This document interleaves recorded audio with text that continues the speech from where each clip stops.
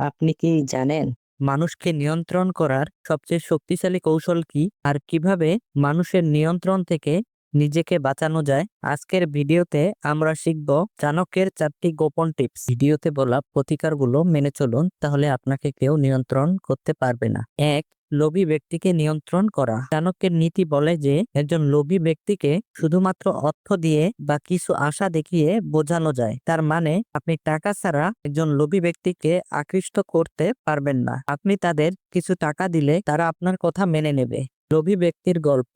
এক ধনী ব্যবসায়ী ছিলেন। বাইরে থেকে সবাই ভাবতো তিনি খুব বুদ্ধিমান, কিন্তু ভেতরে ভেতরে তিনি মানুষকে লোভ দেখিয়ে নিয়ন্ত্রণ করতে চাইতেন। তার এক কর্মচারী ছিল যে টাকার প্রতি দুর্বল। ব্যবসায়ী ভাবলো এই সুযোগটাই কাজে লাগাই। তাই সে কর্মচারীকে বারবার অতিরিক্ত টাকার লোভ দেখিয়ে নিজের জন্য অন্যায় কাজ করাতেন। যে ধরনের মানুষ কখনো তৃপ্ত হতে পারে না, জ্ঞানের অন্বেষী এবং সম্পদের লোভী। কিন্তু একদিন ঘটলো উল্টো ঘটনা। ব্যবসায়ী একটি বড় চুক্তি করতে যাচ্ছিল, তখনই জানা গেল সেই কর্মচারী টাকার লোভে পড়ে অন্য কোম্পানির কাছে গোপন তথ্য বিক্রি করেছে। শেষে সবাই বুঝলো আসল লোভী কর্মচারী নয়, ব্যবসায়ী নিজেই। কারণ সে টাকার লোভ দেখিয়ে অন্যকে নিয়ন্ত্রণ করতে চেয়েছিল, আর সেই লোভই শেষে তার নিজের ক্ষতি ডেকে আনলো। লোভের প্রতিকার। সন্তুষ্টির অনুশীলন। আপনার যা আছে তাতেই খুশি থাকুন। সৃষ্টিকর্তা আল্লাহ যে রিজিক দিয়েছেন তার উপর আস্থা রাখুন। যখন আপনি নিজের যা আছে তার জন্য কৃতজ্ঞ হবেন, তখন আর অকারণে দৌড়ঝাঁপ বা লোভের পেছনে ছুটতে হবে না। দানের অভ্যাস গড়ে তোলা। প্রতিদিন বা প্রতি মাসে সামান্য টাকা হলেও তা দান করুন।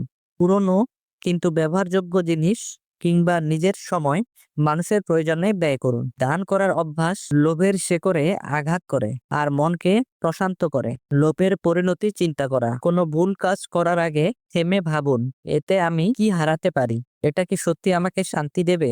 এই চিন্তাই আপনাকে ভুল সিদ্ধান্ত থেকে ফিরিয়ে আনবে। মনে রাখবেন, বিনয়, ধৈর্য আর কৃতজ্ঞতা, এই 3টি গুণই লোককে পরাজিত করার আসল অস্ত্র। 2. বোকা ব্যক্তিকে নিয়ন্ত্রণ করা। একজন বোকা ব্যক্তিকে বোঝানোর জন্য আপনাকে তার মানসিকতা দেখতে হবে এবং তারপর সেই অনুযায়ী কাজ করতে হবে। তারা যা পছন্দ করে সেই কাজ করলে সে খুশি হবে এবং সে আপনাকে বিশ্বাস করবে। তবে আপনি যা বলবেন তিনি তা শুনবেন। বোকার গল্প। রাজার দরবারে এক বোকা প্রজা ছিল, যাকে রাজা বলতেন তাকে সে পছন্দ করে। এতে সে প্রজা খুশি হয়ে রাজার কথা শুনতো। একদিন রাজা তাকে একটি মিথ্যা গল্প বলে একটি বিপজ্জনক কাজ করালেন। কিন্তু যখন প্রজাটি বিপদে পড়ল, তখন সে বুঝলো যে রাজা তার বোকামির সুযোগ নিয়েছে। রাজা নিজের স্বার্থ সিদ্ধি করতে চেয়েছিলেন, যা প্রজার জীবনকে ঝুঁকিতে ফেলেছে।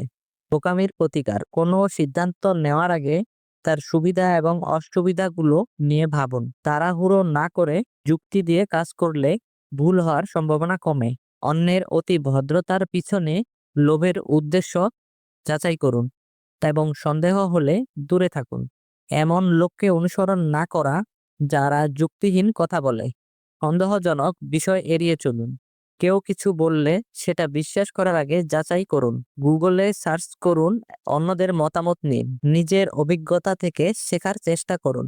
নিজের জ্ঞান বাড়ান। 3. জ্ঞানী ব্যক্তি। জ্ঞানী ব্যক্তির গল্প। সাবিনা একজন শিক্ষিত ও যুক্তিবাদী নারী। তার এক সহকর্মী তাকে বোঝাতে চাইলো, তুমি যদি এই কাজটা করো সবাই তোমাকে ভালো বলবে। সাবিনা বলল, ভালো বলবে কেন? কাজটা কি নৈতিকভাবে ঠিক? যুক্তির অভাবে সহকর্মী চুপ হয়ে গেল। জ্ঞানী ব্যক্তিকে নিয়ন্ত্রণ করা। একজন জ্ঞানী ব্যক্তির সঙ্গে বুদ্ধিমত্তার সঙ্গে কথা বলা উচিত, বোকার মতো নয়। সত্যি কথা বলতে যৌক্তিকভাবে কথা বললে আপনি যা বলবেন তা তিনি মেনে নেবেন। তবে এর জন্য আপনাকে অবশ্যই জ্ঞানী হতে হবে, অন্যথায় আপনার কথা সে শুনবে না। জ্ঞানী ব্যক্তিকে জানতে হবে। যুক্তির সাথে অন্যের উদ্দেশ্য যাচাই করুন। যদি দেখেন কারো কথার আড়ালে লোভের ফাঁদ আছে বা বিপদের সম্ভাবনা রয়েছে, তাহলে সাথে সাথে দূরে সরে যান। নিজের জ্ঞানকে কখনো অন্যায়ভাবে কারো স্বার্থে ব্যবহার করবেন না। জ্ঞানকে ব্যবহার করুন সৎ উদ্দেশ্যে। সবসময় ধার্মিকতা ও নৈতিকতাকে আঁকড়ে ধরুন, এগুলোই আপনাকে সঠিক সিদ্ধান্ত নিতে সাহায্য করবে। জ্ঞানী ও সৎ মানুষের সমাজে মিশুন, তাদের সাথে আলোচনা করুন। এতে আপনি সহজেই বুঝতে পারবেন কে আপনাকে নিয়ন্ত্রণ করতে চাচ্ছে। মনে রাখবেন, যতই জ্ঞানী হন না কেন, আপনি সবকিছু জানেন না। তাই নতুন কিছু শেখার অভ্যাস কখনো বন্ধ করবেন না। অহংকারী বাঁশের গল্প। এক বাঁশ বনে দাঁড়িয়ে গর্ব করে বলতো, আমি সবচেয়ে লম্বা, আমার চেয়ে উঁচুতে কেউ নেই। একদিন ঝড় এলো, লম্বা বাঁশটি প্রথমে ভেঙে পড়ল, নিচু চোখগুলো বেঁচে গেল। যে মাথা উঁচু করে সেই মাথা প্রথমে আঘাত পায়। 4. অহংকারী। অহংকারী ব্যক্তিকে বোঝাতে বা নিয়ন্ত্রণ করতে আপনাকে অবশ্যই তাদের কাছে মাথা নত করতে হবে। চাণক্য বলেছেন যে আপনি যদি তাদের কাছে হাত জোর করে ভিক্ষা করেন বা তাদের প্রণাম করেন, তবে তারা অজান্তেই আপনার দাসে পরিণত হবে। অহংকারীরা কারো কথা শোনে না। তারা তাদের পথকে সঠিক মনে করে। তারা নিজেদের কারণে অন্যের কথাকে গুরুত্ব দেয় না।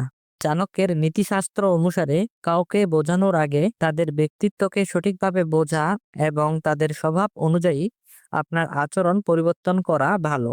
তারা যেভাবে ভাবতে ভালোবাসে সেই ভাষায় যুক্তি দিন। অহংকারের প্রতিকার। মানুষের সাথে ভালো ব্যবহার করুন, অন্যের প্রশংসা করুন, আর নিজের হিংসা কমান।